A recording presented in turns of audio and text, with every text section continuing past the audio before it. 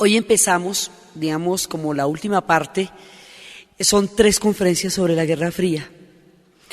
Y esto les va a quedar, digamos, todo el tono dramático de la Guerra Fría, visto ahora y en los contextos en que estamos, adquiere una tonalidad totalmente diferente, de farsa, de parodia. Entonces, de paranoia, de miedo, de una cantidad de cosas de lo que se trató la Guerra Fría. Fue como, digamos, es el periodo como conflicto, es el conflicto más largo, dura 50 años, 45 años, porque es desde finales de la Segunda Guerra Mundial hasta la caída del muro de Berlín. Es el conflicto más costoso de todos, porque lo que se invirtió en carrera armamentista es demencial, es absolutamente aterrador.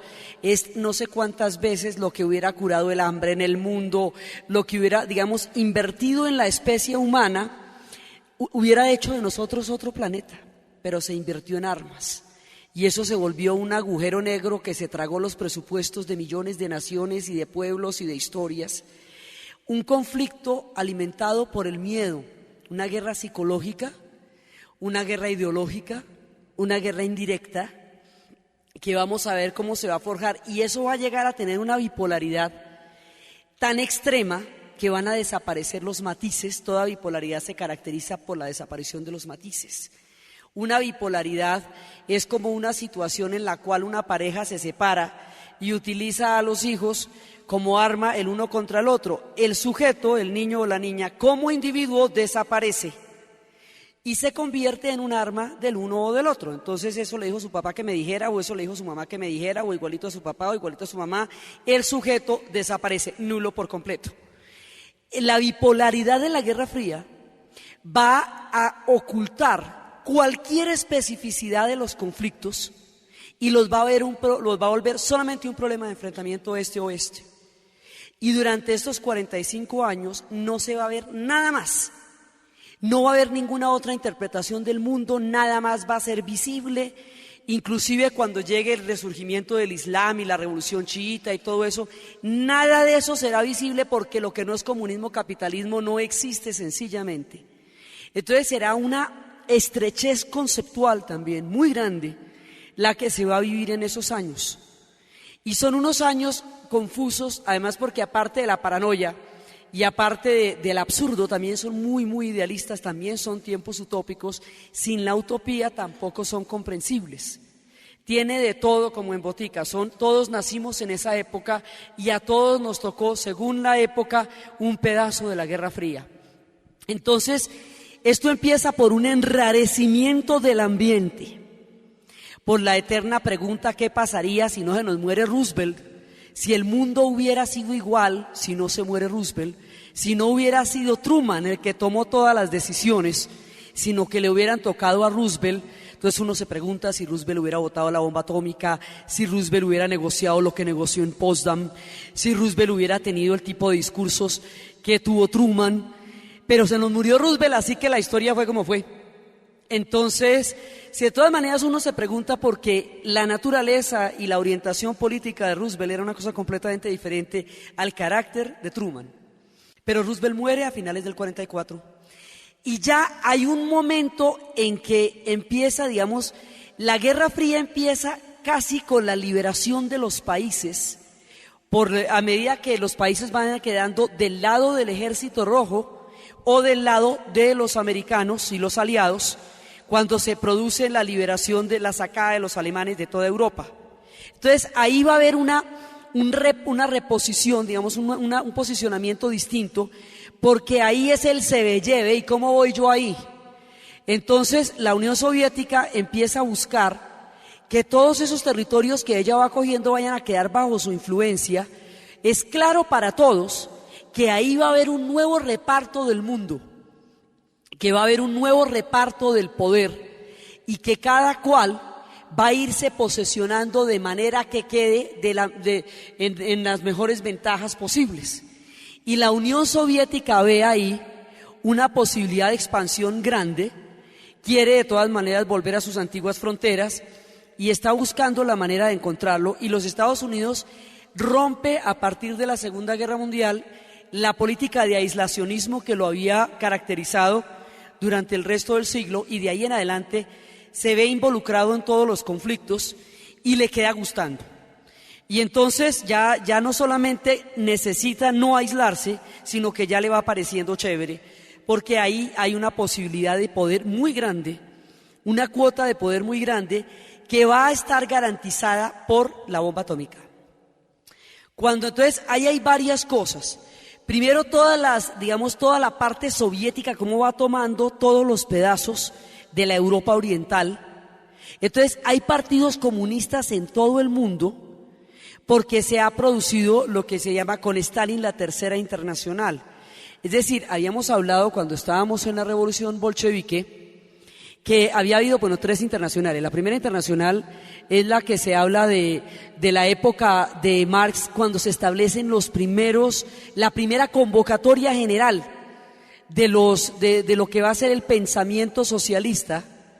Es en 1848, la segunda es en el 78, 1878, y ya la tercera va a ser, la segunda ya es en tiempo, eso le va a tocar a Lenin y a Rosa Luxemburgo y a toda la gente, pero el socialismo era una gran cantidad de cosas, con una gran cantidad de ideas, y había muchísimas fórmulas al respecto. Había socialismo utópico, había socialismo materialista, había socialismo hegeliano, estilo Feuerbach, de todo. Eso tenía tantos debates como personajes había. Pero el único lugar del mundo donde triunfó fue en la Unión Soviética. Habíamos hablado como si se le comentaba a Marx, se hubiera cogido la cabeza a dos manos y hubiera dicho, pero no era allá. La fórmula era para Inglaterra o era para Alemania. Era países que tenían acumulación originaria, era países que tenían formas de institucionalidad, de democracia burguesa. Bueno, de hecho eso tenía un montón de condiciones que ninguna cumplió donde sucedió. Entonces, triunfo en la Unión Soviética, y habíamos visto cómo a partir del triunfo de la Revolución Soviética, como esto era un proyecto internacionalista, eso era ligero que iba a triunfar en Alemania, rápidamente en Italia, rápidamente en Hungría, rápidamente en España, en toda Europa, y lo que iba a quedar aislado era el mundo capitalista, porque Europa se volvería socialista. Pero no fue así. Cuando iba a estallar la Revolución Alemana, que era el soporte de la Revolución Soviética, ya en ese momento ellos saben, von Hindenburg sabe perfectamente qué es lo que se le viene, porque él autorizó el trenecito, el que se fue para la estación Finlandia. Él sabe qué es eso, que es una revolución obrera, y no está en el estado de letargo y descomposición que estaba Nicolás II, sino todo lo contrario, lo encuentran fresquito y listo. Entonces él aplasta la revolución espartaquista en Alemania, y después hay un pequeño breve periodo de revolución en Hungría, recomendado totalmente si hay alguien que no la haya visto, El amanecer de un siglo, Sunshine, que eso muestra cómo vienen y van todos, vienen y van los totalitarismos, vienen y van los regímenes eternos, vienen y van las cosas que iban a durar 1000 años, todo eso. Entonces, hay un periodo de comunismo en Hungría, pero ese periodo va a ser también aplastado. Entonces, al ser sistemáticamente aplastadas las revoluciones en Europa, en ese momento, y al Lenin morir, cuando Lenin muere, empieza la pugna por el poder que va a ganar Stalin a través de un sistema de conspiraciones y de traiciones. Y como Stalin es un conspirador, es absolutamente paranoico, porque el que las usa las imagina. El tipo ve conspiraciones debajo de la almohada porque las hizo debajo de todos los lugares. Entonces, Stalin, cuando sube, ya no está esperando la revolución obrera, ya no está esperando que estallen las demás revoluciones. Lenin hasta última hora estuvo esperando la revolución de Rosa Luxemburgo en Alemania. Stalin sabe que eso ya no es posible. Stalin ya en el 26 se ha consolidado en el poder. Entonces Stalin hace lo siguiente. Stalin lo que dice es que, no siendo posibles las revoluciones en los lugares de origen, porque quedaron aplastadas una tras otra en esa dicotomía de fascismo-socialismo que vimos, que caracterizó los primeros años, de los primeros 50 años del siglo, 40 años del siglo. Después de eso, entonces él lo que va a asumir es que no va a existir tal tipo de revolución, va a existir otro tipo de revolución que va a ser, digamos, la única representación de ese tipo de revolución va a ser la revolución bolchevique. Y la Revolución Rusa va a ser la patria de los trabajadores, va a ser, digamos, la representación del socialismo en la tierra. Ya no va a existir el internacionalismo, digamos, ya no va a haber otro tipo de revoluciones. Entonces, todos los demás proyectos de lo que pudo haber sido el socialismo quedan en la gran intriga de la historia porque no supimos cómo pueden ser, porque solo triunfó en la Unión Soviética. Entonces Stalin se inventa una figura que alguna vez habíamos hablado que era como la cuadratura del círculo, que es un contrasentido de términos, el socialismo en un solo país. La palabra socialismo, el concepto histórico del socialismo es internacionalista por definición, porque agrupa por clases sociales y no por estados nacionales a los pueblos a quienes pretende convocar. Entonces, por eso es que habla de que los proletarios de todos los países unidos, y no unidos checos, eslovacos, belgas, porque no es una doctrina supranacional y suprarreligiosa. El que sea supranacional y suprarreligiosa le permite el nivel de cohesión que llegó a tener en lugares, por ejemplo, como Yugoslavia, donde precisamente por ser un discurso no religioso, podían hablar, porque allá todo el mundo tiene una religión diferente, es una multiplicidad inmensa de pueblos, la que significa la Yugoslavia, y hasta cierto punto reencaucha toda la política soviética. La Unión Soviética, digamos, esa Rusia, de todas las Rusias, se hubiera disuelto en el 17, en el 18 o en el 19 si la revolución no la reencaucha en un proyecto supranacional, suprarreligioso, porque ahí hay de todo. Ahí hay musulmanes, ahí hay ortodoxos, ahí hay cristianos, ahí hay de todo en las 15 repúblicas soviéticas. Entonces, resulta que Stalin resuelve esto y Stalin empieza a hacerle un poco de maniobras a la doctrina que se pueden entender desde el zarismo más de lo que se podrían entender desde el socialismo, porque si usted lo ve con los ojos de Pedro y de Iván, el terrible, y de Pedro el Grande, seguramente cuando el tipo murió le dijeron bien chino. Pero si usted lo ve con los ojos del socialismo no entiende nada. ¿Cómo fue que pactó con Hitler? ¿Pero cómo así? Digamos, desde el punto de vista del socialismo es tremendamente desconcertante. Es desde el punto de vista de la Santa Madre que la cosa tiene más sentido. Entonces, resulta que de ahora en adelante la función de los partidos comunistas en el resto del mundo ya no era luchar por la revolución en su propio país, sino apoyar la línea que la Unión Soviética iba a dar de ahí en adelante. A eso se le llama la Tercera Internacional, y esa ya, entonces los partidos socialistas pasan a llamarse partidos comunistas, y por esa vía el comunismo adquiere un sello exclusivamente soviético y se institucionaliza y se estandariza como el Microsoft a los computadores, ¿sí? Uno no sabe si existen otros sistemas de navegación mejores o distintos, pero se impuso el Microsoft, ¿sí? Entonces, la Unión Soviética estandariza su modelo de socialismo. Y el modelo de socialismo de la Unión Soviética es absolutamente ruso. Tiene muchas cosas que son rusas.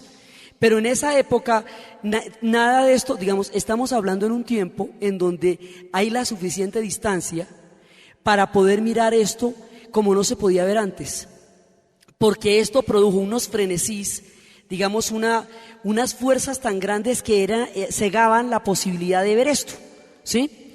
Entonces resulta que Stalin ve en la Segunda Guerra Mundial, en los finales de la Segunda Guerra Mundial, el proyecto, la realización del proyecto donde no se pudo antes, no se pudo en el entreguerras, si se va a poder ahora. Entonces Stalin, país que va tomando, de una vez lo va acercando. Los acuerdos de Potsdam en Potsdam ya empezamos con la desconfianza, porque la gente que se sentó en Yalta hizo la Segunda Guerra Mundial. Eran Roosevelt, era Churchill y era Stalin. Ellos se podían caer bien o mal, pero habían peleado juntos la Segunda Guerra Mundial. En la conferencia de Potsdam ya la cosa es muy distinta. En la conferencia de Potsdam ya Roosevelt ha muerto, va Truman. Ya Churchill ha perdido las elecciones porque el pueblo inglés declara que el hombre que lo guió a la victoria no será aquel que lo lleve a la paz y a la reconstrucción, porque para la paz y para la reconstrucción se necesita un carácter de tolerancia, es una nueva sociedad la que van a crear, y con ese tricitico de genio que tenía Churchill se les ocurre que no es él el más conciliador para crear una nueva Inglaterra. Entonces le dicen, muy querido, muchas gracias, chao, y el tipo pierde las elecciones del año en que ganó la Segunda Guerra Mundial, quedará muy despistado durante mucho tiempo, no va a entender por qué si los llevó a la victoria, lo tumban del poder. Entonces, los que se sientan, esos tipos no los conoce Stalin. El tipo no sabe quién es Adler, que va por Inglaterra, y el tipo no sabe quién es Truman, y además le parecen malucos. Entonces se sientan ahí, y ahí realmente la Guerra Fría se plantea en Yalta, en Potsdam. En la conferencia de Potsdam ya se plantea, y es en la conferencia de Potsdam cuando llega la palabra acá del código, el bebé ha nacido bien, que es cuando le avisan a Truman que el experimento de la bomba atómica acaba de triunfar. Con esa carta en la mano, Truman negocia duro, porque sabe que los Estados Unidos tienen un poder inmenso. Entonces, esas son las negociaciones de Potsdam. Ya hay un enrarecimiento, ya hay un resquemor, ya ha dicho Churchill antes que la cosa está tan supremamente misteriosa a partir del bloque oriental que era como si un telón de acero se estuviera tendiendo sobre la Europa central, sobre la Europa oriental, y ese término haría carrera, la cortina de hierro. Entonces, ya hay un clima muy complicado ahí. Los acuerdos de Potsdam y Yalta son bastante ambiguos y se pueden interpretar de una manera o de otra. Entonces, por ejemplo, hay dos zonas de influencia claras, y es que a la Unión Soviética le corresponde la Europa Oriental y a los Estados Unidos le corresponde la América Latina. Eso va quedando claro, y por eso cuando se ratifica en el Pacto de Río y en la creación de la OEA, la Unión Soviética está perfectamente de acuerdo con que Estados Unidos haga en América Latina lo que Estados Unidos quiera, siempre y cuando ellos puedan hacer en Europa Oriental lo que ellos quieran. Hasta ahí vamos bien, pero el resto del mundo está por repartir. Entonces, más adelante, esto va a quedar planteado en términos del equilibrio del terror. Y el equilibrio del terror, ya cuando la Unión Soviética va a tener la bomba atómica, se plantea en términos de, con bombas atómicas no puede haber una guerra frontal. Porque, como diría Einstein, si la tercera guerra mundial es atómica, la cuarta es a palos. Porque eso ya, mejor dicho, ya no hay como para atrás. Entonces, ante la destrucción planetaria, la bomba atómica sella por primera vez la posibilidad tangible y clara de la destrucción del planeta Tierra. Eso nunca antes había pasado, por mucho que se hubiera esforzado el hombre en acabar con la especie. Quería, sí, pero no disponía de los medios. Con la bomba atómica ahora sí ya tiene cómo. Entonces el entusiasmo delirante pasa a la histeria. Entonces resulta que con la bomba atómica ya no puede haber un enfrentamiento de los Estados Unidos y la Unión Soviética, porque se acaban con todo el planeta y así no es divertido. Así no tiene gracia. Entonces vamos a hacer lo siguiente. Vamos a repartirnos el mundo y según cómo vayan estallando los conflictos, ahí vamos estabilizando las cargas. Entonces, donde quiera que haya un conflicto, usted pone la ideología, yo pongo la ideología. Usted pone las armas, yo pongo las armas. Los demás ponen los muertos y nosotros avanzamos. Y se vuelve un gran juego de Risk. Aquellos que han jugado Risk saben cómo hay que juntar los ejércitos, qué es lo que hay que invadir. Un macabro ajedrez geopolítico se ha instalado a partir de la conferencia de Potsdam y más adelante se va a institucionalizar con el equilibrio del terror. Para que usted justifique una carrera armamentista tan demencial, el enemigo tiene que ser horrible, poderoso, despiadado, malo, muy malo. Tiene que haber mucho miedo, mucha paranoia, mucha histeria, tiene que haber demonización. Entonces hay un nuevo totalitarismo encabezado por la figura de Stalin. Entonces, y Stalin tiene, o sea, el man tiene casting pa' malo. Pues mejor dicho, no era realmente el hombre daba la talla para el papel, ¿cierto? Uno lo veía, Ave María. Entonces, un nuevo totalitarismo demoníaco amenaza, ¿sí? Una amenaza a la libre Norteamérica. Hay que contenerlo, ¿sí? Hay que contenerlo por todos los medios. Nuestra forma de vida está siendo amenazada, ¿sí? Entonces está siendo amenazada por una nueva expresión del totalitarismo que no admite matices y que nos lleva a todos hacia la destrucción de nuestra forma de vida, ¿sí? Y de para el otro lado, la revolución está siendo amenazada. Está siendo amenazada por las fauces del capitalismo. Y están pervirtiendo todo aquello por lo cual luchamos y morimos 70 millones de personas y todo lo que ha pasado. Entonces, unos y otros montan sobre la histeria la fuerza del armamentismo. Es una guerra psicológica en una gran medida. Y la importancia de la bomba atómica es que exista. Mire, la tengo y la puedo lanzar a usted en cualquier momento, ¿sí? Es suficiente para que no pueda dormir. Es una guerra de nervios. Con una carrera, ahora si fuera virtual, chévere, pero no, era concreta porque tenía mucha cantidad de arsenal. Entonces, para que haya esos presupuestos militares tan gigantescos, usted tiene que aparentar, digamos, el enemigo tiene que exagerarse en su peligrosidad.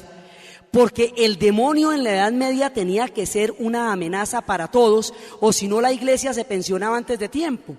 Entonces, digamos, entre más poderoso, entre más terrible sea el enemigo, más justificación tengo yo que lo defiendo de ese enemigo. Entonces, yo existo en tanto su miedo sea colosal. Luego, mi función es alimentar su miedo en uno y en otro caso, ¿sí? Porque lo mismo, digo, igual que los Estados Unidos monta toda esa histeria con respecto al comunismo, la Unión Soviética lo monta con respecto al capitalismo. Y van a sobreideologizar la interpretación del mundo hasta que esto se vuelva un acto de fanatismo de lado y lado. Entonces, ese, digamos, es el primer clima de la Guerra Fría.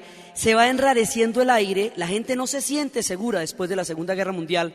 No se siente aliviada porque la amenaza atómica viene inmediatamente después de terminada la Segunda Guerra Mundial y porque, como hemos visto, se cruzaron niveles de barbarie que no dejan sentirse a nadie seguro ni tranquilo después de haber visto las cosas que se vieron.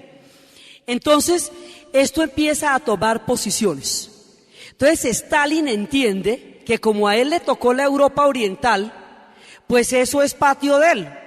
Y su interpretación va haciendo, él hace cositas, por ejemplo, los polacos, ¿no? Todo lo que digamos en la vida empieza y termina por Polonia.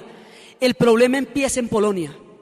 Es ahí donde empieza el problema de la Guerra Fría y es ahí donde empieza el fin de la Guerra Fría. Porque a los polacos, no contentos con haberlos repartido antes de la Segunda Guerra Mundial, no contentos con haberlos invadido, para dar comienzo a la Segunda Guerra Mundial, no contentos con haber matado el ejército soviético, 14,000 oficiales polacos en el sitio de Katyn y haberle echado literalmente los muertos a los alemanes, no contentos con todo eso, los 4 polacos que quedaban vivos, Rusia los mandó a una insurrección contra Alemania, diciéndole que los iba a apoyar y no los apoyó. Entonces los mandó de barrigazo a un acto suicida que no iba a apoyar de antemano, con lo cual los 4 polacos que quedaban vivos ya no quedó sino uno. Entonces, sobra decir que la piedra que le tienen los polacos a los soviéticos no tiene límite ni nombre, ¿sí? Es un odio de verdad. Entonces, resulta que cuando se ve la actitud de la Unión Soviética con Polonia, eso empieza a crear ese clima de enrarecimiento. Dice, lo que quiere la Unión Soviética es reinar sobre todos estos países. Ahí ya hay una primera muestra. Entonces, en Polonia vamos a tener rebeliones y rebeliones y rebeliones por eso, porque es que Polonia nunca fue invitada a ese proyecto, ya fue invadida. Entonces, en el 48, Stalin ya está lo suficientemente fuerte y coge los partidos comunistas, que en ese momento existían, partidos comunistas hay en todas partes, porque eso es parte de la ideología y de los procesos políticos del siglo XX. Entonces lo que hace Stalin es utilizar los partidos comunistas como puentes para tomarse el poder en los estados de la Europa Oriental. Entonces empieza por Polonia, luego Checoslovaquia, y la Checoslovaquia queda más aburrida porque ellos querían hacer un pacto pluralista, multipartidista, democrático, que habían ensayado antes de que Hitler se metiera. Se mete Hitler, se reparte en Polonia, se reparte en Checoslovaquia, termina la Segunda Guerra Mundial, con lo poquito que queda de Checoslovaquia, vuelven y se juntan los que estaban hablando y ¡pin! Les cae Stalin. Los checos también odian muchísimo a los soviéticos. Václav Havel diría alguna vez que más vale una Rusia enferma que una Unión Soviética saludable. Entonces, ellos experimentaron también los rigores. A todo el mundo le tocó, a los húngaros también los aplastaron en una y otra ocasión. Entonces, van pasando por encima de todos los países, pero hasta ahí eso es parte de los acuerdos. Digamos harto, pero usted no puede decir nada porque eso está firmado, ¿sí? En la servilletica esa que le pasó Churchill a Stalin y le decía, como la decíamos, 90-10 con Grecia, 90-10 con Polonia. Otro tanto pasa de una revolución comunista que sí sucedió en Grecia, que realmente fue una insurrección popular y que Stalin la vende porque por los acuerdos de Potsdam y Yalta eso le corresponde a la Europa occidental. Así que ustedes la reprimen como quieran, yo ahí no me meto porque yo estoy en lo mío, que es la Europa oriental. Entonces, ahí empieza el reparto del mundo, digamos, en principio, el botín de la Guerra Fría es Europa y particularmente Alemania. Alemania es el corazón de la Guerra Fría. Más adelante, digamos, la Guerra Fría empieza en Europa, con las conferencias de Potsdam y Yalta, y empieza con la división alemana. La Guerra Fría se extiende al Asia con la Revolución China. La Guerra Fría llegará a América Latina con la Revolución Cubana. Y la Guerra Fría le va a dar la vuelta al planeta entero, y este problema nos va a volver hasta de Laos, hasta de Camboya, hasta que no quede ningún rincón, porque después de la Guerra Fría viene después de la Segunda Guerra Mundial viene la descolonización. Y la descolonización da lugar al surgimiento de un montón de estados que se convierten en un campo abonado para el reparto de la Guerra Fría. De donde va saliendo el colonialismo, por ahí va entrando la Guerra Fría. Entonces ellos se van tomando posiciones a medida que cada uno de estos lugares se hagan. Ahora, como es importante saber el arsenal del otro, hay que averiguarlo a través de una red que va a ser importantísima durante la Guerra Fría, los espías. Entonces los organismos de inteligencia serán protagónicos en la Guerra Fría de aquí en adelante. La CIA por los Estados Unidos, KGB, la KGB en la Unión Soviética originalmente era, en tiempos de Lenin, la Checa, que era la policía política. Eso más adelante se va a llamar la NKVD y luego se va a llamar la KGB. En Estados Unidos se crea la CIA. En Inglaterra se va a crear el MI5 y el MI6. Entonces, uno es de intervención interior y el otro es de intervención exterior. Entonces, los servicios de inteligencia, la unión entre el MI5 y el MI6 con los Estados Unidos es lo que es, digamos, el bloque de la Guerra Fría. Eso se llamaban los primos. Para los amantes de las novelas de la Guerra Fría, hay un maestro de maestros, John le Carré. John le Carré escribe una trilogía que se llama El Topo, El Honorable Colegial y La Gente de Smiley. Esa es la trilogía de las novelas de la Guerra Fría. Escribe otra que se fue llevada al cine con Richard Burton que se llama El Espía que llegó del frío. Escribe en una pequeña ciudad alemana. Escribe una gran cantidad de novelas, pero él es el grande de la Guerra Fría. Por supuesto fue de los servicios de inteligencia británicos. Él y otro que también tiene entre su obra un trabajo importante, que es Graham Greene, El Factor Humano, también va a ser importante. Las novelas de la Guerra Fría, eso sí fue lo mejor que dejó, porque son realmente fantásticas. Sí, eso sí es una maravilla. La novela de espionaje del mundo de la Guerra Fría sí es una herencia literaria importante y del todo rescatable, porque es así, eso no se puede uno mover. A John le Carré no le falta una palabra ni le sobra una palabra en las tramas de esas novelas. Entonces, ¿qué es un topo? Un topo es un periodista, eso es un espía de profundidad, es un tipo que le van dando información para que el tipo filtre, o sea, es un espía que al que se le va dando información para que ascienda en su carrera de espía. Dura 30 años sumergido hasta llegar a una posición tan importante que lo que diga de ahí para adelante vale 30 años de cuidarlo. Eso es un topo, un trabajo a profundidad, ¿sí? Y la historia más espectacular es la de Kim Philby, que era, digamos, dentro del servicio de inteligencia británico, había un grupo que eran los más privilegiados, el Círculo de Cambridge, que era donde ellos eran amigos de Keynes y de Joan Robinson y todos los grandes economistas del siglo. En el Círculo de Cambridge había un tipo que era Kim Philby, que ellos eran lords además. Eran gente de la más alta gente divinamente, de la más alta alcurnia de la sociedad inglesa. Kim Philby llega a ser tan importante que llega a ser el enlace entre el MI6 y la CIA. Es el que manda la conexión entre los servicios de inteligencia norteamericanos y los servicios de inteligencia soviéticos. Ese tipo es el espía, es el topo. Entonces, nadie le cree, es la investigación de un ciudadano sobre toda sospecha. La CIA decía que ese tipo era espía y a los ingleses les parecía el colmo. ¡Ush! ¿Van a decir eso de Philby? Óyeme, ¿sí? Oiga, y nadie la cree porque el tipo era tan supremamente, divinamente, que era imposible pensar que él pudiera ser espía. Y nadie se la cree. Digamos, mucha gente muere por el chisme y nadie se la cree. ¿Por qué se hacen espías? Si no existiera la fuerza de la ideología, tampoco sería explicable.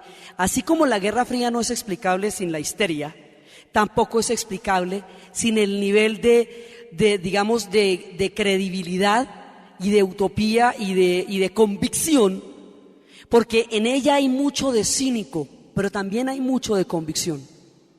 ¿Por qué un grupo de lo más alto privilegio del servicio de su majestad va a traicionar a la Gran Bretaña en favor de la Unión Soviética, teniéndolo todo por comunistas? Ellos eran comunistas desde los años 30 de convicción. ¿Por qué un tipo como Richard Sorge va a traicionar a Alemania vendiendo el secreto más importante de la guerra, que los japoneses no iban a atacar, lo que le dio la posibilidad a la Unión Soviética de mover las divisiones y poder enfrentar la guerra en Europa? Porque el tipo era comunista. Entonces sí existe, digamos, una fe profunda de uno y otro lado. O sea, esto sí tiene patriotismo, esto sí tiene fervor y también tiene cinismo. Todas las cosas son verdad al tiempo. Ninguna de los ángulos por sí solo la explica. Entonces, cuando a este tipo lo detectan, este tipo ya está pasando toda la sección soviética, toda la información para los soviéticos, imagínense. O sea, los niveles del espionaje pueden llegar a ser el segundo de la OTAN, ¿sí? Una cosa verdaderamente tenaz, lo que son los servicios de espionaje. Entonces, el caso más famoso es lo curioso es que esto eran secretos por los cuales muchísima gente murió. Y hoy por hoy, en el Museo Imperial de la Guerra de Londres, usted espicha una pantalla que dice MI5 y otra que dice MI6. Y en una de esas busca donde dice la T de traidores y busca la P de Philby y ahí le aparece el dossier de Philby. Miles de personas fueron torturadas por una información medianamente parecida que hoy está en los museos, junto con los esferos cámaras, con los maletines bomba, con las claves para descifrar y detectar todo eso que uno veía en todas las películas, que llevó a su más magistral crítica Bell Brooks con el Superagente 86, el temible operario del recontraespionaje, que sí él entendió el cinismo de la Guerra Fría. Y logró plasmarlo en caos y control. Es que, óigame el nombre de las organizaciones. Y los discursos que se echaban eran una maravilla. Cada vez que mataban a alguien decían que estaban defendiendo todo aquello que es decente. Eso hay que mirarlo con cuidado porque Mel Brooks se la faja toda en el Superagente 86. Entonces, resulta que por un lado están todos los organismos de inteligencia. Está todo el espionaje, que normalmente eran agregados culturales o segundos de la embajada. Sí, segundo secretario o tercer secretario de la embajada, agente cultural, funcionario, diferentes cargos tenían. todos los espías, y de eso están llenas las películas, hasta MacGyver. Todo el mundo tenía que ver con la Guerra Fría. El túnel del tiempo tenía que ver con la Guerra Fría, porque ellos iban a cosas relacionadas. Si ustedes se acuerdan en el tiempo de todas las miniseries que ustedes han visto, todas las miniseries tienen visos ideológicos de la Guerra Fría, porque eso llegó a entrar hasta los espacios más singulares de todas partes. Entonces, empieza la Guerra Fría, se concreta con el Plan Marshall. El Plan Marshall, en la medida en que Stalin no permite que la Europa Oriental se beneficie del Plan Marshall, y en la medida en que la Europa Occidental entra a ser beneficiaria directa de allá, entonces hay un sistema capitalista y hay un sistema comunista. Y lo que empieza siendo una disputa ideológica se convierte después en una realidad económica. De ahí en adelante, como los soviéticos son tan peligrosos, ahora, ¿qué tan peligrosos eran los soviéticos? Un país con 25 millones de muertos de los 50 de la Segunda Guerra Mundial.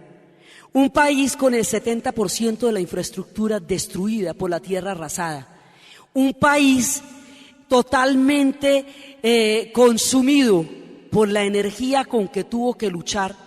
¿Qué tan peligroso en realidad podía ser? O sea, si usted ve cómo quedó la Unión Soviética no quedó mejor que Inglaterra, ni mejor que Francia, inclusive quedó bastante peor, porque Francia no tuvo combate directo en territorio, digamos, destrucción masiva y esas cosas. Sí, los soviéticos sí, pero ellos tenían que verse demasiado peligrosos para justificar todo el arsenal gringo, y ellos necesitaban verse así de peligrosos para irse poniendo peligrosos. Sí, o sea, mientras nos ponemos peligrosos tenemos que aparecer muy peligrosos, ¿sí? Porque si llegan a saber en realidad qué tan carcuchentos estaban, pues no hubiera podido montarse toda la telenovela que se montó. ¿Sí? Entonces, ellos estaban muy mal, muy mal. Pero era importante que se vieran totalitarios. Ahora, ¿qué es lo que les da a ellos el poder? Stalingrado. Es Stalingrado lo que le da el poderío a la Unión Soviética para posesionarse como la segunda potencia del planeta después de la Segunda Guerra Mundial. Es la victoria en Stalingrado. Porque a partir de la victoria en Stalingrado es que empieza el avance soviético por toda la Europa Oriental, y va cogiendo cada uno de esos pedazos de la Europa Oriental. Entonces, pero es el coraje de la guerra de ellos más que su fuerza real lo que los hace aparecer tan peligrosos. Era que estaban dispuestos a morir hasta el último ruso ahí, lo que los hace ver tan peligrosos, porque a la hora del té armas y todo eso que iba a aparecer, ellos no lo tenían, lo fueron desarrollando a medida que los peligrosearon, pero inicialmente ellos estaban en palos. Entonces, pero digamos, toda la carrera armamentista se basa sobre el hecho de que el otro sí sea un peligro muy grande. Entonces, la exageración del peligro del otro es una característica muy importante de la Guerra Fría, porque entre más peligroso sea el otro, más se justifica el poder del uno. Entonces, el otro tiene que tener un perfil cada vez más perverso hasta que termine comiendo los niños crudos, porque imagínense, eso tienen que ser muy terribles, muy terribles. Ellos no pueden tener ningún tipo de amor ni nada, ¿sí? Ese pedazo es muy importante en una guerra. La guerra de nervios, el miedo interno, la demonización absoluta del enemigo, el síndrome del enemigo. El enemigo tiene que ser despiadado, tiene que ser ajeno a toda razón. Lo suyo no es una causa, sino una perversión. Su avance no puede ser sino el avance de las fuerzas del mal, para que yo me convierta en las fuerzas del bien, y en la medida en que combata al mal, estoy creando el imperio de las fuerzas del bien. Entonces, esa, digamos, es como la base ideológica de la Guerra Fría, y es la base ideológica de los conflictos polarizantes, cualquiera que sea la época y que le echen a uno el cuento, cualquiera que sea el cuento que le echen a uno.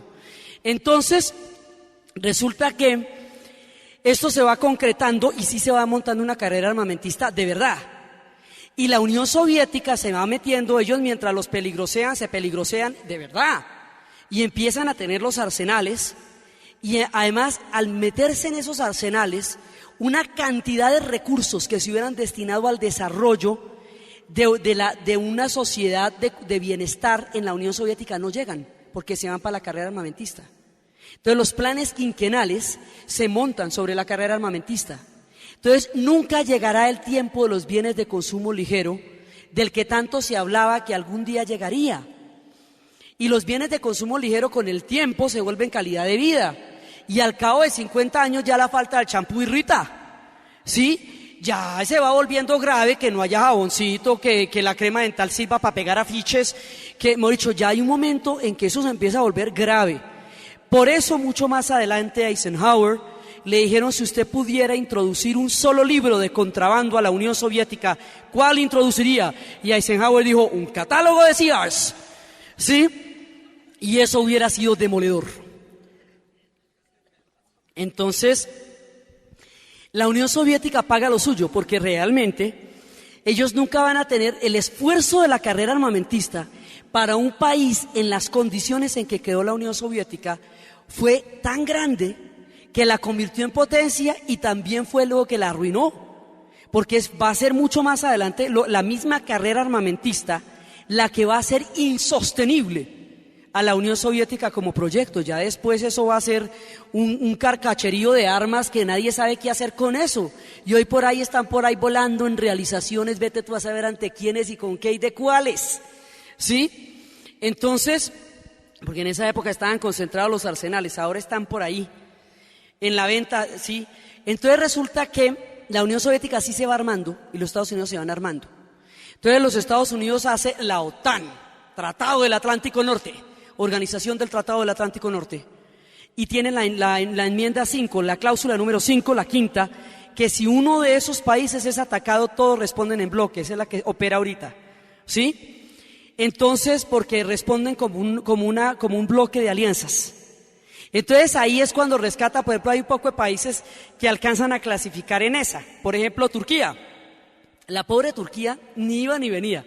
Después de la disolución del Imperio Turco Otomano, después de la Primera Guerra Mundial, después de todo lo que le pasó a Turquía, ella pobrecita. Pero ahorita queda lo más de chévere la Turquía, porque ¿cómo te parece que queda al ladito de la Unión Soviética? Mire, tan rico. Entonces, mire, Turquía se convierte en el punto donde se ponen todas las bases para la Unión Soviética, ¿sí? Vea.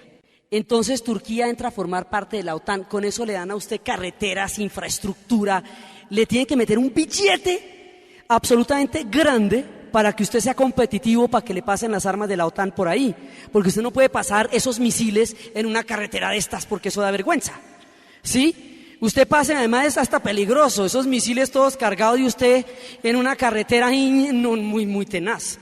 Entonces eso dejan a Turquía, la dejan pulidísima, linda. Y ella se convierte en lo que quiso ser desde la época de Ataturk, un país europeo del siglo XX. Entonces ella clasifica con honores en la Guerra Fría porque mire dónde queda, en todos los límites de la Unión Soviética. La Unión Soviética, recordemos, la antigua Unión Soviética tenía los países de los Bálticos, Lituania, Letonia y Estonia, que quedaron no agresión entre Stalin y Hitler de parte de la Unión Soviética de nuevo. Por eso se va a romper por ahí también. Quedaron los países del Cáucaso que estaban ahí, Georgia, Armenia y Azerbaiyán, que son los países transcaucásicos. Quedaron los rusos de siempre, los eslavos, que son el núcleo original, que son Rusia, Ucrania, Bielorrusia, que son la Rusia europea, la Rusia eslava, la Rusia blanca. Y queda, la Rusia blanca es particularmente Bielorrusia, pero todos ellos son eslavos. Y quedan las 5 repúblicas del Asia, que son Tayikistán, Kazajistán, Kirguisia, Uzbekistán y Turkmenistán.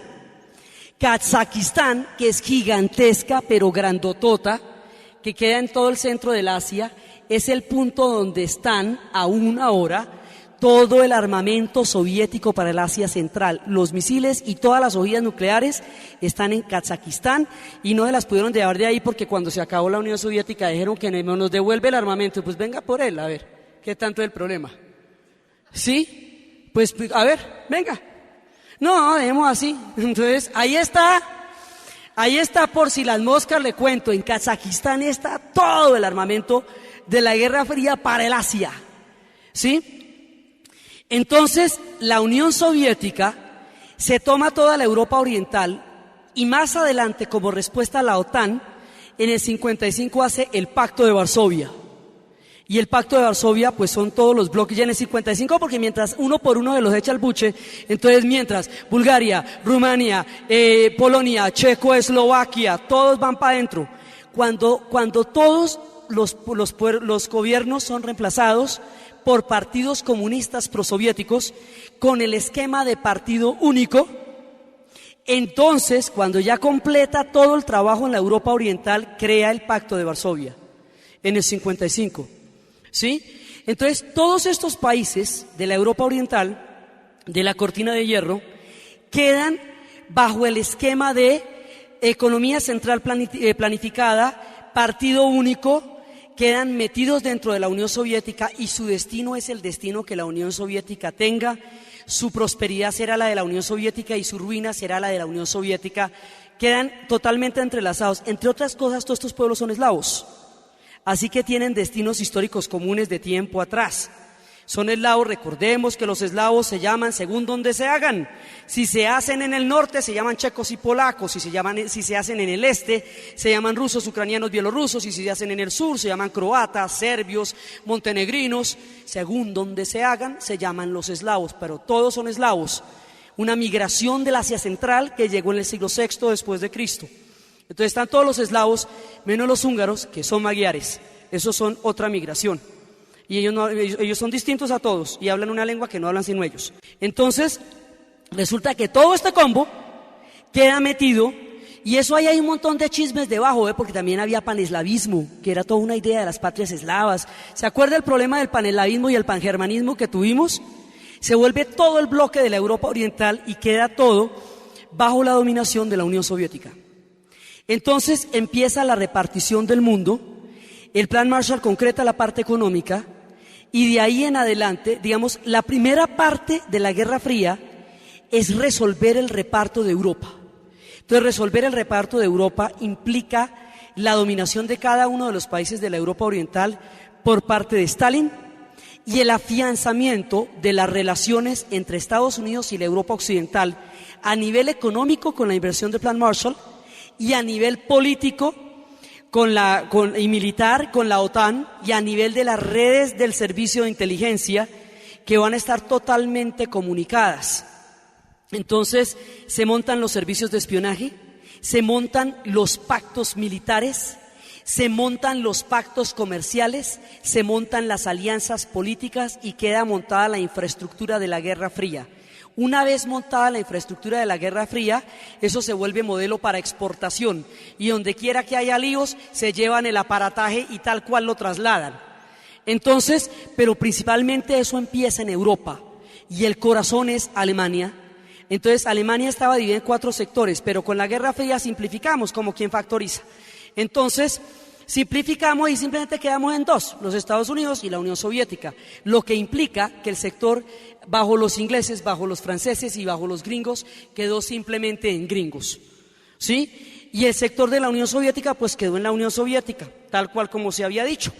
Entonces es en ese momento en que la ayuda del Plan Marshall empieza, digamos, para que Stalin muestre que él no está dispuesto a aceptar el Plan Marshall, hace el bloqueo de Berlín, que es ese bloqueo que se hizo impidiendo que por tierra se pudiera alimentar a Berlín. Entonces se hizo un puente aéreo, Estados Unidos organizó un puente aéreo en donde cada minuto aterrizaba un avión con comida. Ese es el puente aéreo más grande, más importante que se ha hecho en la historia, hasta que logran, digamos, alimentar a la ciudad y se rompe el bloqueo. Alemania Oriental empieza a desarrollar el modelo comunista, Alemania Occidental, Alemania Federal, empieza a desarrollar el modelo capitalista. Entonces hay un momento en que los rendimientos económicos de la Alemania Occidental empiezan a ser tan altos que la otra se le queda atrás y mucha gente se va, mucha gente son 30.000 en una semana, mucha gente es casi 1 millón de personas que se van de la Alemania Occidental, de la Alemania Oriental a la Alemania Occidental. Entonces cuando se van, la manera como los alemanes orientales van a impedir el éxodo es a través de la construcción física de un muro. Entonces, la Guerra Fría tiene décadas. La primera parte son los 50, pero, que son los que les cuento, pero esto es en el 61 en Alemania. La Guerra Fría tiene décadas en todas partes, pero toda le pasa a Alemania. En todo el tiempo, a toda hora, y siempre el núcleo es Alemania. Entonces, de ella se trata todo, es sobre Alemania que se montó la Guerra Fría. Entonces, lo que hacen es que en un solo día, mientras la gente salió a trabajar, construyeron el muro de Berlín, además negando mientras lo hacían. ¿Qué está haciendo ahí? ¿Dónde? ¿Qué está haciendo ahí? Unos trabajos. Pero parece un muro. No, ¿eso qué va a ser un muro? Hasta que lo hicieron. Y lo negaban alambrándolo. Que no estábamos haciendo ningún muro. ¿Y usted qué hace con eso? Lo hicieron en un día. ¿Esto qué significa? Que la gente que trabaja al otro lado de la ciudad volvió y ya no pudo regresar a su casa. Y al otro lado de su casa quedó su bebé, que estaba en la guardería, quedó su marido, quedó su mamá, que estaba en la clínica, quedó su hermano, y usted quedó al otro lado, y al otro lado quedó su familia. Mejor dicho, le quedó la sangre al otro lado. Esto fue una cosa tan terrible, que solo imaginándose uno lo que es romper una familia como quedaron rotos los alemanes, es que puede uno entender por qué se ensartaban contra las alambradas, por qué preferían ensartarse en sangre que tratando de pasar al otro lado. Eso va subiendo y va subiendo y va subiendo, y hay en este momento un museo, que es el Museo al Muro de Berlín, que está hecho de columnas de los pasaportes rojos y azules, y que muestra todas las formas de escaparse. Una de las imágenes terribles que tiene es la imagen de una familia donde todavía se queda un pedacito de muro mostrando un bebé al otro lado para que vean cómo ha crecido, que lo alcancen a ver, muestran así el bebé, ya, y el muro va subiendo, ya no van a volver a ver ese bebé nunca más. Esto es una angustia, y eso empieza a llenarse de los bopos, que son la policía que custodia el muro, y empiezan a montarse unos regímenes policíacos durísimos, que en Berlín va a ser la Stasi, la policía secreta, el servicio secreto alemán oriental, que eso sí era una cosa, y Alemania Oriental se vuelve un país de 17 millones de habitantes, donde 5 millones están directa o indirectamente vinculados a la Stasi, o sea, una sociedad de sapos, porque todo el mundo está espiando a todo el mundo. Entonces se vuelve un espionaje generalizado, un régimen de terror adentro muy complicado, que va a hacer que su estallido sea estrepitoso, ¿sí? Entonces el muro lo van construyendo, y usted imagínese la angustia, ese muro lo levantan, y su vida quedó al otro lado. Entonces la gente por eso se montaba en las bolas de demolición a ver si pasaban al otro lado. Hay escenas de niños, fotos de niños que los montaban sobre unas poleas para lanzarlos al otro lado a ver si lo cogían allá, si alguien lograba coger el chinito y pasarlo para el otro lado. Túneles por debajo, gente que pasaba los canales con kayaks a superficie, gente que se metía en los Trebanians, no los esculcaban porque eran tan chiquitos que no cabía un alemán, pues ahí los lograban meter, además esos manes miden 2,10, los metían en un Trebanian y lograban pasarlo para el otro lado. Y es una historia de cómo va a pasar todo el mundo el muro. Lo primero que hacen es tumbar todos los bosques que quedan alrededor de la construcción del muro. El muro no es lineal, como uno se puede imaginar en esta ciudad, que todo es lineal, porque esta ciudad es una cinta. Esa es una ciudad redonda. El muro lo que es un círculo alrededor del corazón de Berlín Oriental. Entonces Berlín Oriental quedó como haga de cuenta como si usted le hubiera puesto una capa encima, quedó totalmente rodeada por un muro, y detrás de ella está Berlín Occidental, y hay una puerta de muro que es donde se comunica un sector con el otro, que es la famosa puerta de Brandenburgo, donde a usted le tocaba bajarse y entrar en el Checkpoint Charlie con la otra policía y levantarse en el otro lado y seguir. Era bastante absurdo. Y el punto donde terminaba el sector americano y empezaba el sector soviético, el Checkpoint Charlie, era el punto más álgido de toda la Guerra Fría. Hoy hay por hoy un monumento ahí que dice: bienvenido, usted está llegando al sector americano, ese es el Checkpoint Charlie. Y estaba allá, y Berlín va a sufrir la Guerra Fría con su propia división, y le rompen una nación por dentro. Le rompen los padres, los hijos, los abuelos, los hermanos, los primos, y el resto del tiempo usted está tratando de saber ese hijo suyo, ¿qué fue de él? cómo creció, quién llegó a ser, qué clase de persona será, cómo tiene los ojos, a quién se parece, quién vive con eso. La angustia del muro de Berlín, además explica por qué la locura cuando se tumbó ese muro, una multitud reconociéndose en la puerta de Brandenburgo, mirándose a ver qué fue de ellos al cabo de los tiempos. Entonces todas las películas que empiezan a hacer el otro de los duros del cine del espionaje, Michael Caine, en películas como Funeral en Berlín, muestra las historias de los dramas del muro, de la gente vendiendo lo que sea para pasar al otro lado del muro, porque al otro lado del muro está su vida. Entonces usted no puede hacer de cuenta que no tuvo hijos, que no tuvo marido y seguir haciendo su vida, porque es que eso no se puede, así no funcionan las cosas.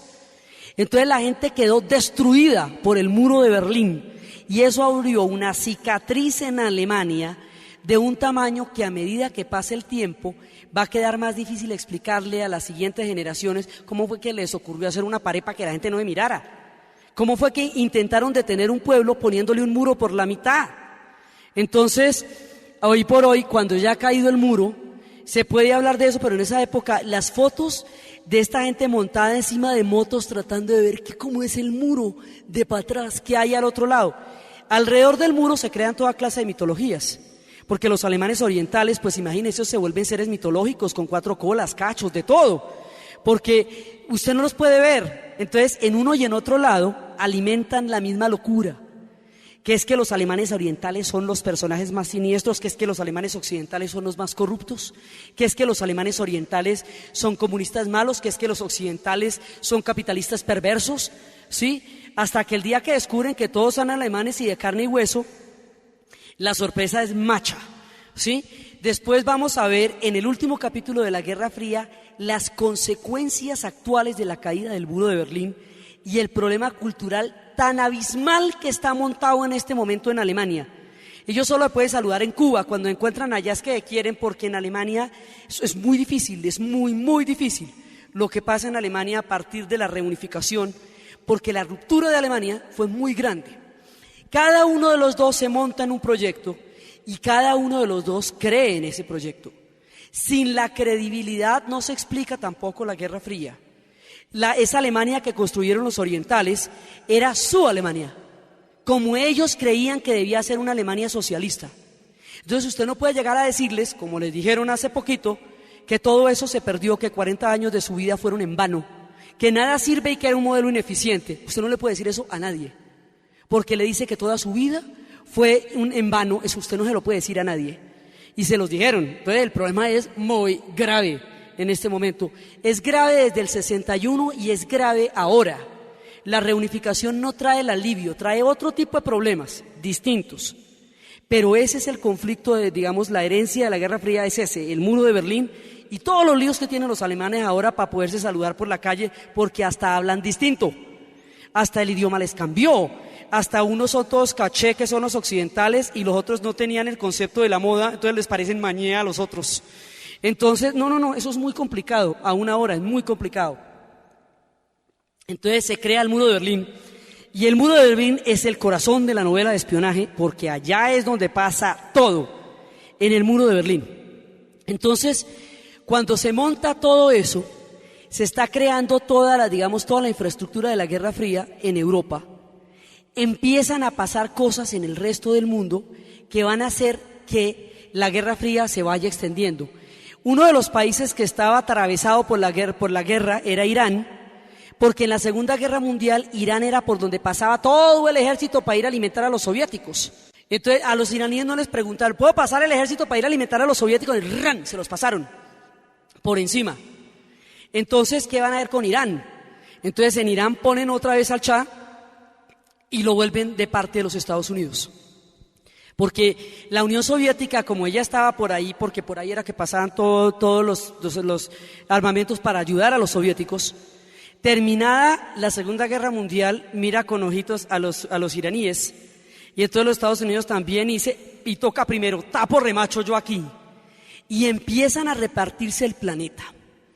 Entonces, ¿cómo lo van repartiendo de a poquito, sin afán? En 1956, un proyecto, frente a la creciente bipolaridad de la Guerra Fría, hay quienes intentan proponer una tercera vía que trate de evitar la succión de esos dos polos. Quienes pueden hacer eso son única y exclusivamente aquellos que no le deben su liberación a los alemanes, a los europeos, a ninguno de los dos, ni a los Estados Unidos ni a la Unión Soviética. ¿Quiénes no le deben su liberación a ninguno de los dos? Yugoslavia, la India y Egipto. Entonces, Yugoslavia, porque Tito, habíamos hablado que Tito era un hombre de carácter, que cuando uno es capaz de mandar pa'l carajo a Hitler, a Stalin y a los gringos, es un hombre de carácter, ¿sí? Porque ponerse bravo con Stalin no era fácil. Entonces, el tipo lo que hace es, la diferencia entre el socialismo yugoslavo y cualquier otro tipo de socialismo es que el socialismo yugoslavo llega al poder por una insurrección popular, no por una imposición desde arriba. El tipo de socialismo que se impuso en Europa Oriental fue una imposición de la posguerra, pero no fue una opción, lo que no significa que no hubiera comunistas ahí, lo que no significa que no hubiera gente que creyera en eso. Significa que el proceso como tal no fue una opción de nadie, allá les llegó por encima, ¿sí? A los yugoslavos no. Tito puso las cosas claras, dijo, vea, aquí no nos vamos a matar entre nosotros, eso ya lo hemos hecho muchas veces y no sirve. Aquí el enemigo son los alemanes, ¿vale? Entonces, todo el que esté contra los nazis es amigo mío, ¿sí? Porque los enemigos son los alemanes y los que les colaboran. Los que les colaboraban a los alemanes eran los croatas, que habían creado un estado nazi llamado la Ustaše. Entonces, por ahora, Croacia es enemiga del resto de Yugoslavia porque es nazi, no por croata, sino por nazi. Tito es croata. Tito es croata, es hijo de madre croata y de padre esloveno, lo que le da la credibilidad, porque si el tipo fuera serbio no se la creen, porque Serbia siempre quiso el otro pedazo de la tajada. Entonces el Tito lo que hace es que todas las resistencias que hay una resistencia serbia contra la gran matanza que los croatas van a hacer de los serbios, cuentas de cobro que se van a pasar en los 90s, ¿no? Te recuerdo que tú me debes una mano de muertos que me hiciste en la Segunda Guerra Mundial, yo vengo por ellos, ¿sí? Es que si uno no sabe todo eso, no entiende por qué de buena a primera se mataron todos con todos, dice, oye, ¿y esto? ¿Sí? Entonces, resulta que el tipo dijo, bueno, había una resistencia serbia que eran los Chetniks, venga para acá, los Chetniks, ¿sí? Resistencia croata también, del cual él era parte, ¿sí? Tito era comunista, partisano. Entonces, alrededor de los partisanos va agrupando todas las resistencias hasta crear una resistencia unida de todos los pueblos eslavos del sur. Yugo significa sur, yugoslavo es eslavo del sur, hasta crear unos eslavos del sur unidos contra Croacia, contra la Ustaše y contra los nazis. Ese sistema de guerrilla montañera, porque esas son unas montañas escarpadas donde las cabras se resbalan, esa tierra balcánica, además es arenosa, eso se desgarra así, ahí no pueden sino ellos. Entonces él desarrolla un esquema de pelea por casa, por cuadra, por bloque, de una eficiencia impresionante, y esa es la que va a derrotar a los alemanes. Los yugoslavos derrotaron al ejército alemán, derrotaron a los nazis y derrotaron a los ustaches. Cuando llegaron los soviéticos ya los tenían en un camión y los habían sacado a mordiscos. De los soviéticos no necesitaron nada. Luego los aliados los bombardearon por si acaso, no sabía uno. Primero los bombardearon los alemanes y luego los bombardearon los aliados no sabía uno, por si las moscas. Entonces los bombardeó todo el mundo. Hay una película excelente que se llama Underground, de Emir Kusturica. Esa película es impresionante, porque cuenta la historia de cuando se acaba la guerra, un poco de gente decide a meterle el cuento a la gente que está en un sótano de que la guerra no se acabó, y le sigue alimentando la paranoia y el miedo, y nutriéndose de las armas que ellos hacen, y enriqueciéndose con las armas que ellos hacen para hacerles creer que la guerra nunca se acabó. Entonces, resulta que Tito monta su Yugoslavia. Su Yugoslavia es supranacional y es suprarreligiosa. ¿Qué significa supranacional? Que usted no puede decir el nombre de su nacionalidad en público. Si usted en una cafetería dice yo soy croata, se lo van llevando las fuerzas de seguridad. O si usted dice yo soy esloveno, o montenegrino, o macedonio. Entonces no pueden profesar ninguna religión. Hoy hay musulmanes, cristianos ortodoxos y cristianos papales, romanos. O sea, toda la gente de Eslovenia y Croacia es cristiana por el imperio austrohúngaro. La gente de Bosnia y Herzegovina es musulmana por el imperio otomano, y la gente de Serbia es ortodoxa por el imperio ruso. Entonces no le dejaba hablar a nadie de religión ni de nada, sale, ¿sí? Y montó un servicio de inteligencia, una cosa muy miedosa, pero creó su Yugoslavia, y esa su Yugoslavia tuvo 35 años de paz. Y 35 años de paz es el tiempo más largo de paz que han tenido los eslavos del sur juntos. Entonces Tito los tenía así, y era un tipo absolutamente pintoresco y tremendo, y se vestía de morado, era un tipo tremendo.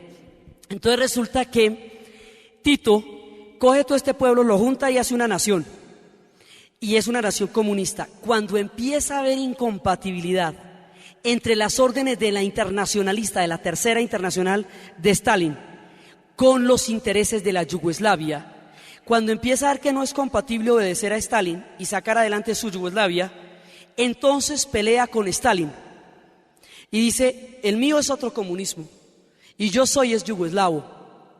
Entonces empieza la pelea entre Tito y Stalin. Habría que hacer una obra de teatro póstuma sobre cómo estos pueblos mataron a tanta gente, unos por titoístas y otros por stalinistas, y ambos terminaron viendo despedazada su patria. Resulta, hay otra película que se llama Cuando papá salió de viaje de negocios, y es una historia de un tipo que hizo una caricatura mamándole gallo a Tito, y se lo llevan por stalinista a un campo de trabajo forzado. Entonces en Rusia empiezan a perseguir a todos los que puedan ser partidarios de Tito. En Yugoslavia empiezan a perseguir a todos los que puedan ser partidarios de Stalin. Pero el asunto es que Tito, este enemigo de los rusos, de los soviéticos, tampoco quiere a los gringos, él quiere ser comunista. Por el otro lado, Gandhi, en la campaña de independencia, después del asesinato de Gandhi en Nehru, en la campaña de independencia y después de que la India, al liberarse con la fuerza del espíritu, la India no le debe a nadie su independencia. La India no prestó armas de nadie, no le llegaron mercenarios de nadie, nadie le dio billete para que se independizara, porque no se necesitó un solo peso para que el pueblo hindú asumiera la resistencia pasiva de las órdenes de Gandhi, del llamado de Gandhi. Entonces la India no le debe nada a nadie. Y por el otro lado, Gamal Abdel Nasser desarrolla un proyecto panárabe, que todas las naciones árabes, como las fronteras entre los árabes son inventadas, son hechizas, porque son hechas por los repartos de las multinacionales petroleras y no por los países en ellos contenidos. Entonces eso fue un reparto de la estructura del petróleo, y eso por ahí quedaron la mitad de los chiitas en un país, la otra mitad en el otro, los templos en un lado, unos países de 2 millones de kilómetros cuadrados como la Arabia Saudita, y otros chiquirriquiticos como Bahrein y Qatar, ¿sí? Y de pronto entonces quedó en ese momento la Standard Oil sin país cuando estaban repartiendo, y yo dice: no, tú tranquila, mira, espera un momentico. Y entonces llegaron y le sacaron un pedacito al mapa de Irak, una cosa que se llamaba Kuwait, Kuwait, tome, ¿sí? Y se lo repartieron con el lápiz rojo de Gulbenkian, que alguna vez habíamos hablado. Cuando se estaban repartiendo el imperio turco otomano, le preguntaron a Gulbenkian, un armenio, cuáles eran los límites del imperio. El tipo sacó su lápiz rojo, trazó los límites del imperio y dice: estos son, porque yo soy parte de ese imperio, de lo que saquen de ahí me dan el 5%. Lo llaman el hombre del 5%, una de las fortunas más grandes del siglo. De lo que sacaran del petróleo de ahí, el 5% era para él. Entonces ellos tienen muchos líos y no están contenidos en sus fronteras, ni son los que están, ni están los que son. Entonces Nasser desarrolla un proyecto panárabe que va a desconocer cualquier tipo de influencia, sino la árabe, ¿sí? Y los tres fundan una cosa que se llaman los países no alineados. Entonces la idea de los países no alineados era escapar a la bipolaridad de los Estados Unidos y la Unión Soviética, y los únicos que podían hacerlo eran aquellos que no debían su independencia a ninguno de los dos. Entonces ese es el sentido que tiene. Por eso es que al acabarse la Guerra Fría, a los países no alineados les toca reunirse a ver cómo qué hacen o qué. Porque no alineados frente a qué, si ya se disolvió la Unión Soviética. O sea, el mundo se va creando alrededor de la Guerra Fría, pedazo por pedazo. Por eso es que el día que cae la Unión Soviética es como la caída de Roma. Todo cambia, no hay una sola hoja que no caiga de una manera distinta el día que cayó el muro de Berlín. Es la transformación más grande que hemos visto en nuestro tiempo de vida, porque todo el siglo XX se fue en esta pelea. Entonces ahorita la estamos montando para después ver cómo se desmonta, ¿sí? Y el despiste en que quedó todo el mundo. Entonces resulta que Nasser un día hace la tremenda, nacionaliza el canal del Suez, a ver cómo le queda el ojo. Entonces el canal del Suez, si usted no puede atravesar el canal del Suez, que es el que comunica el Mediterráneo con el Mar Rojo, le toca hacerse una magallanada, irse hasta el Cabo de la Buena Esperanza para poder volver Marruecos, ¿ve? Y eso no se puede, ya no se puede. Entonces el canal del Suez nacionaliza Gamal Abdel Nasser. Por lo tanto declara guerra a Inglaterra y a Francia, porque ellos eran los que tenían los derechos del canal. Entonces, en ese momento, los Estados Unidos y la Unión Soviética, que veían esa región tan atractiva y tan encantadora, encuentran un papayazo buenísimo. Se va inmediatamente a apoyar a Nasser contra Francia y contra Inglaterra, que son sus aliados por otro lado, ¿no? Pero resulta que, bueno, entonces Nasser la gana, a ver. Y mientras Nasser está en esas, llegaron los israelitas y dicen, bueno, aprovechemos el desorden y ¡za! Se llevan el Sinaí. Y dicen, oye, pero ¿y cómo? Pero la guerra no era contra los franceses sino los ingleses. Y dice, sí, pero el Sinaí es mío, vea, aquí lo tengo. ¿Sí? Entonces, ahí se quedan con el Sinaí. Entonces resulta que ahí, por donde salen, de donde van saliendo los ingleses y los franceses, van entrando los Estados Unidos y la Unión Soviética. Entonces, ahí se pierde la no alineación en la medida en que unos y otros empiezan a depender.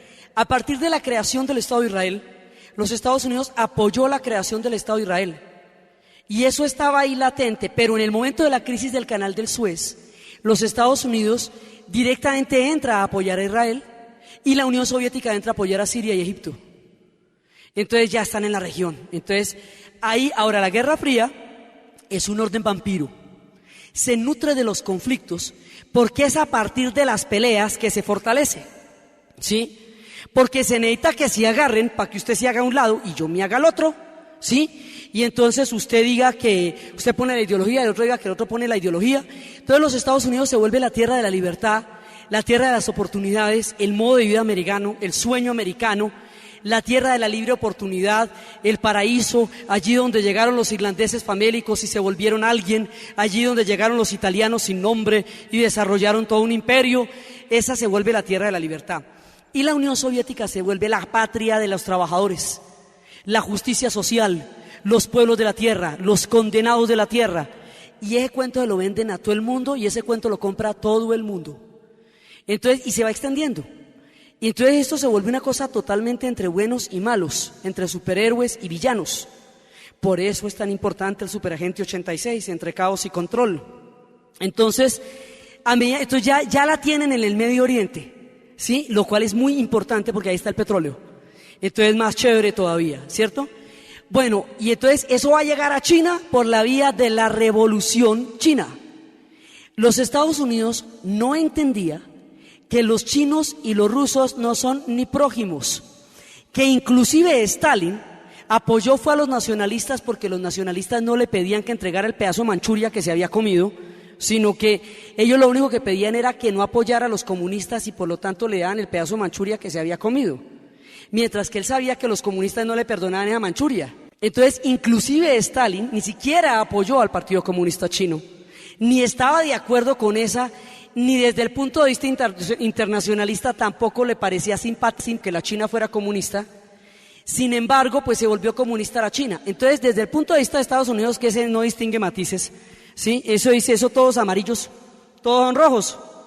Entonces, lo que ellos ven es que 22 millones de kilómetros cuadrados, que era la Unión Soviética, en la sexta parte del planeta Tierra, era comunista, que debajo de eso, 9 millones de kilómetros cuadrados, que es la China, es comunista, y de ahí para abajo está dando toda la descolonización del sudeste asiático.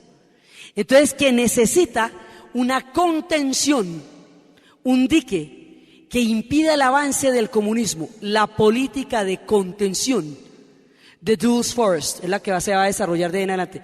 Esa política de contención en principio se aplicó en Europa y luego se va a aplicar en Rusia y en ese momento en Asia. Y en ese momento es cuando a Japón le cambian el caminado. Entonces ya Japón no es una potencia enemiga terrible, sino un aliado en el Asia. Y Japón queda mejorcito, porque lo necesitan. En ese momento ya necesitan a Japón y lo necesitan bonito, pilito, ¿sí? Entonces ahí es cuando Japón ya empieza a tener un chance, porque dentro de la geopolítica de la Guerra Fría es necesaria. Y mire lo que va a pasar ahorita, que es muy divertido. Taiwán quedó convertida en la China nacionalista, en las fuerzas de Chiang Kai-shek. Y la gran chinota gigantesca quedó convertida en la China comunista. Cuando se instala la ONU reconoce solamente a la chinita chiquita de Taiwán como la única China, y la chinota grandota no la reconoce. La chinita chiquita de Taiwán va a ser el puntal de los Estados Unidos frente a China, y todo el tiempo la van a tener alimentándola contra China, y esa va a ser todo el tiempo va a ser su punta de lanza contra China. Ayer, a cambio del apoyo de China a la campaña en Afganistán, dijeron: China apoya la campaña en Afganistán, la campaña de los Estados Unidos en Afganistán, a cambio de que exista una sola China. Vea, muere Taiwán, ¿sí? O sea, sus días contados, porque ya acabó la Guerra Fría, ya ese Taiwán ya no le importa a nadie. Más chévere la chinota esa. Entonces, mire usted cómo las más enconadas ideologías son un problema absolutamente efímero, porque el billete que le metieron a Taiwán es todo el que usted quiera, y la de arsenales que hay allá es todo lo que usted quiera, y ahorita ya no le importa a nadie, porque la China lo que quiere es una sola China. Eso significa que todo el que esté por ahí que sea pariente de ellos es parte de ellos. Entonces Taiwán muere, o sea, ya le quedan los días contaditos, porque ya no le sirve a nadie. Pero durante la época de la Guerra Fría, ella era la representante ante las Naciones Unidas de la China.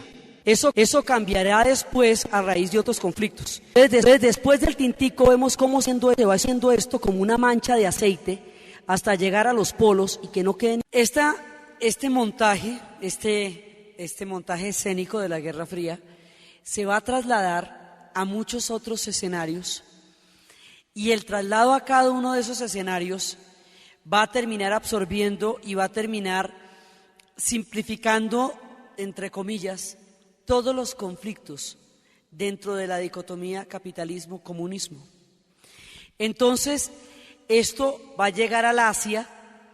En el Asia es muy complejo, entonces la próxima vez vamos a ver Corea y Vietnam y todo lo que eso va a significar, toda la geopolítica del sudeste asiático. Entonces, esto se va desplazando con la revolución china y con todo lo que va a significar eso, y ahora vimos que Taiwán está condenado en este momento. Y por el otro lado va a llegar también al África. En el África pasa lo siguiente: en el África se mueven un montón de fuerzas.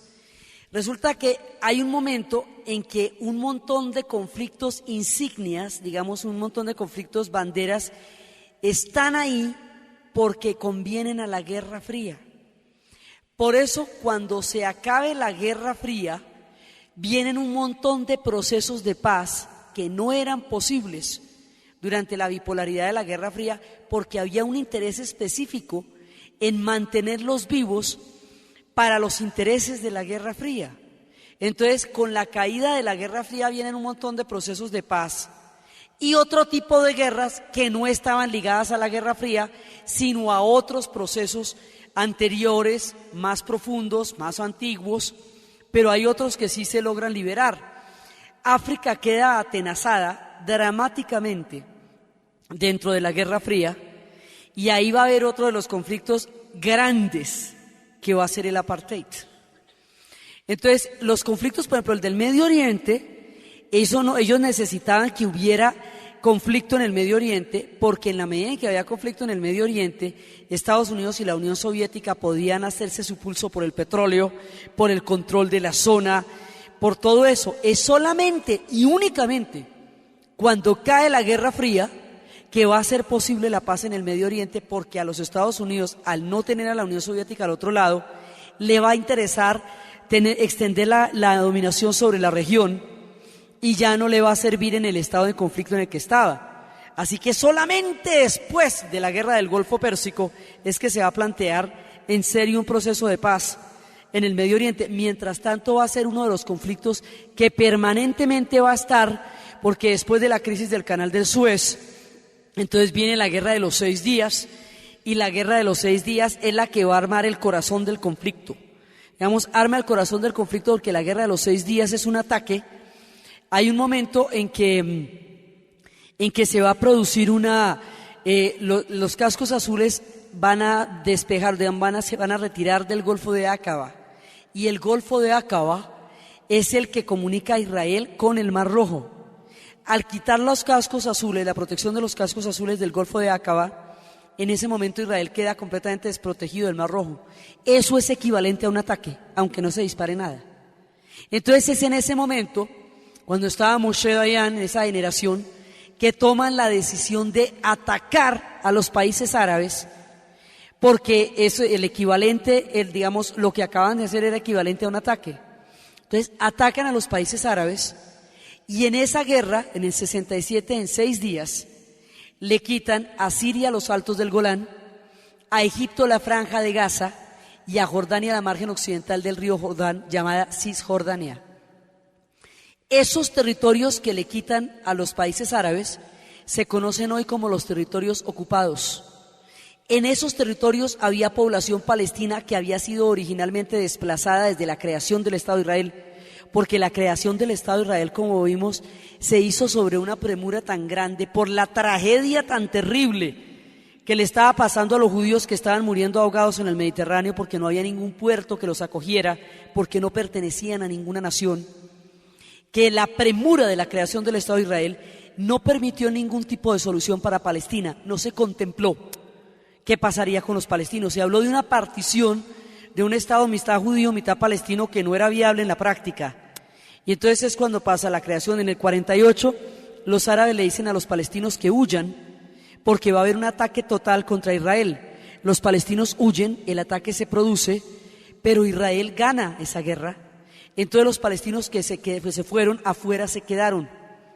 Los que se quedan después van a morir en la masacre de Deir Yassin, y después de la matanza de Deir Yassin empieza una cadena de retaliación y de odios que todavía está vigente en este momento y que ya ahorita sí está más complicada que nunca. Entonces resulta que este conflicto, que tiene su origen en la doble promesa de los británicos de prometerle a los judíos que en la tierra llamada Palestina existiría el Estado de Israel y a los árabes que en la tierra llamada Palestina existiría un Estado árabe, este conflicto en la geopolítica de la Guerra Fría se vuelve uno de los escenarios principales de la manera como explotaron los problemas de la región. Entonces, el proceso de paz del Medio Oriente es posible solo cuando se acabe la Guerra Fría. Solamente después de la Guerra del Golfo Pérsico. ¿Por qué después de la Guerra del Golfo Pérsico? Porque en la Guerra del Golfo Pérsico queda de manifiesto que la Unión Soviética ya no es una potencia militar. Ya geopolíticamente hablando no tiene incidencia sobre los escenarios mundiales, y entonces eso es anterior a la Unión Europea, es un punto en que Estados Unidos tiene la hegemonía total. Entonces esa hegemonía se expresa en la influencia sobre la región del Medio Oriente, y eso lo lleva a estar interesado en un proceso de paz. Por eso ese conflicto atraviesa toda la Guerra Fría. Ese es uno. Entonces, mejor dicho, de aquí para adelante problemas, líos en todos lados, porque la naturaleza de este orden es el conflicto. Es la disociación, es la bipolaridad, es el espionaje, es la traición, es el miedo, es la paranoia, es la ideología, es el fanatismo, es el odio. Es un régimen perverso el de la Guerra Fría. Y entonces, donde quiera que va poniendo la mano, va atizando los conflictos. Entonces, por ejemplo, en la partición de la India, los Estados Unidos apoya a Pakistán, y entonces la Unión Soviética más adelante va a apoyar a la India. Y como esa partición queda hecha a las patadas, porque los indios jamás estuvieron de acuerdo en la partición, porque consideraron que toda religión puede convivir en el suelo de la India. Los musulmanes querían un estado aparte. Finalmente los musulmanes llevaron a cabo su estado y en la partición se sacrificó la Cachemira, se sacrificó el Punjab y se sacrificó la mitad de todos esos territorios. En ese momento los Estados Unidos toman partido por Pakistán y Pakistán desarrolla más adelante arsenales nucleares y la India en cambio también. Entonces, por la nacionalización del petróleo, se produce un proceso de nacionalización de petróleo en Irán en 1951 con Mossadegh, un reformador que hace un golpe de Estado y nacionaliza el petróleo. Schwarzkopf, el mismo general que protagonizó la operación Tormenta del Desierto, organiza una operación de las de Misión Imposible del señor Phelps, en la cual depone a Mossadegh, interrumpe la nacionalización del petróleo e impone el régimen del Shah de Irán, ya con total respaldo norteamericano de ahí en adelante. Entonces, pero dicho es que nómbreme algún pedazo y yo le digo cómo pasó la Guerra Fría por ahí. No hay un solo lugar donde no haya pasado. En cada lugar se llamó de una manera diferente.